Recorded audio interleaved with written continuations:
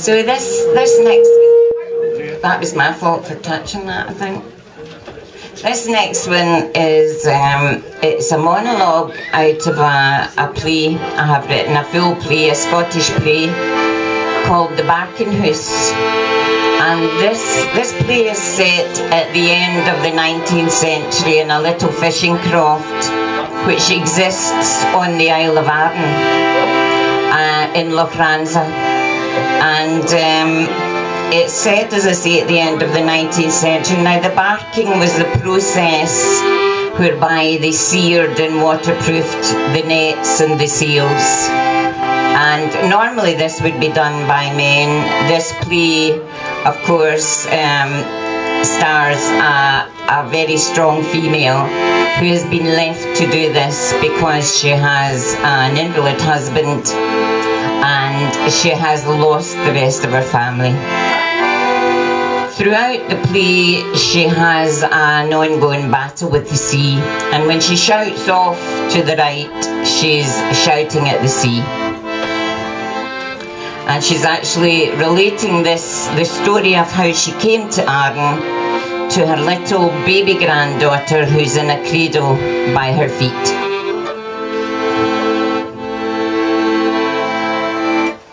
My father, Barry, that would be your great-grandfather, aye. He was a minister of the kirk. Came here to Lochranza when I was wee, about 8, I think, for the mainland. He used to say, mainland, as if that was the centre of the earth and everything else was just wee extras.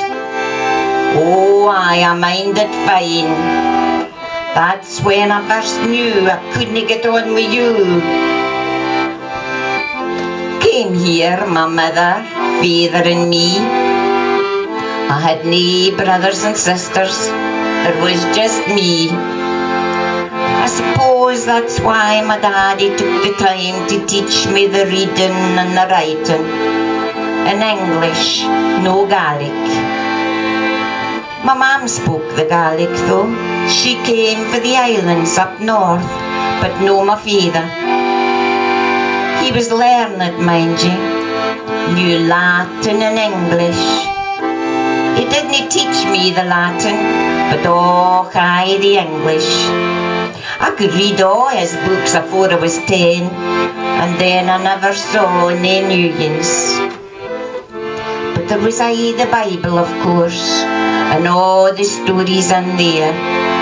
I loved them when I was wee, believed in them all, but no, it's hard to believe in anything.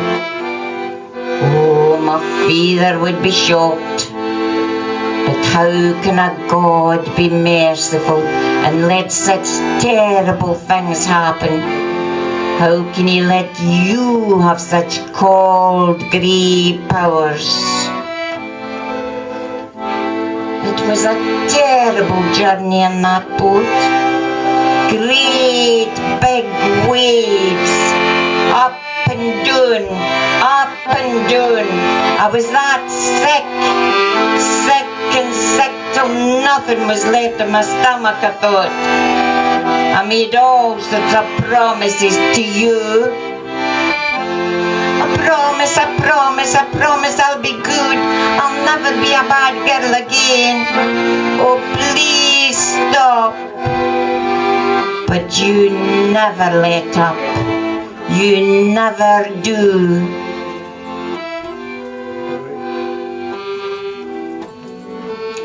I was glad when we got to Sannox. Then all our stuff and us, we were put on a big cart drawn by a big black horse called Tarsoon. Oh, I loved that. Oh, I love this horse, Mommy. I love you, Tarsoon. And when we stop, I'm going to give you such a cuddle. Can we have a horse, Mommy? I loved no being on the boat anymore. And funny enough, I loved that juggling and shuggling up and down and back and for it.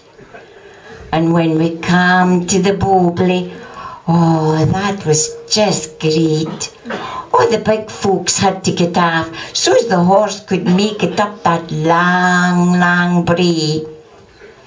It was getting late and I was just sitting on the back of the cart with my legs swinging back and forth, back and forth. And my mommy started singing one of her songs in the Gaelic. It was just mouth music, she said.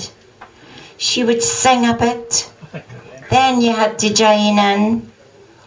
Oh, what was it again? You would love it very. Oh, I can't remember the Gaelic. Oh, it doesn't meet Gillio Yitlam, la la la ditlam, Gillio Yitlam, la la la.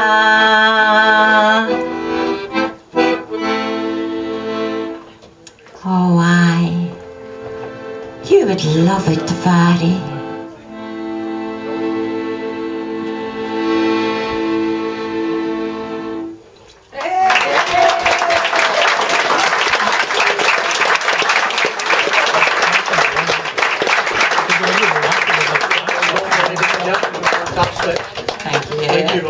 Ladies and gentlemen, now a big round of applause for Wilma Stark.